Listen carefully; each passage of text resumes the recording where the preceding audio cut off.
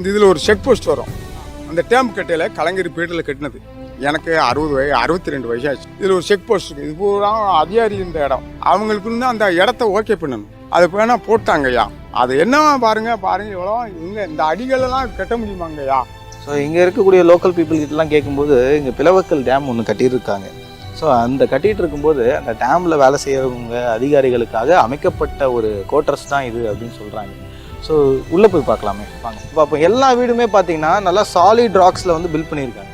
ஒவ்வொரு கட்டிடமுமே பார்த்தீங்கன்னா நல்லா சாலிட் ராக்ஸில் ரொம்ப ஸ்ட்ராங்காக அமைச்சிருக்காங்க. ஏன்னா பல வருஷம் முன்னாடி கட்டினது, இதில் பராமரிப்பு இல்லாமல் ஆள் அடையாளம் இல்லாமல் இருந்தாலும் அந்த பில்ட் குவாலிட்டி பாருங்கள் அவ்வளோ ஸ்ட்ராங்காக அமைச்சிருக்காங்க. ஸ்லாப்லாம் வச்சு இந்த பக்கம் ஒரு 52 ஸ்கூல் எங்கள் டேம்பு பிளவுகள் டேம்பு 52 ஸ்கூல் உள்ளது. இதெல்லாம் இப்போ பராமரிக்காமலாம் இருக்குது. எங்களுக்கு இந்த வனவிலங்குகள் இதெல்லாம் வந்து சரணாலய விட்டுட்டு இதெல்லாம் பாருங்கள் பூரா அடிகளாக இருக்குங்க. எது அங்கே இந்த மகாலிபுரம் கோயில் மாதிரி இந்த கல்லை பாருங்கள், அந்த கல்லை எடுத்துக்கோங்க. அந்த வீடுகள்லாம் பாருங்கள் எப்படி கட்டி வச்சுருக்கோம்.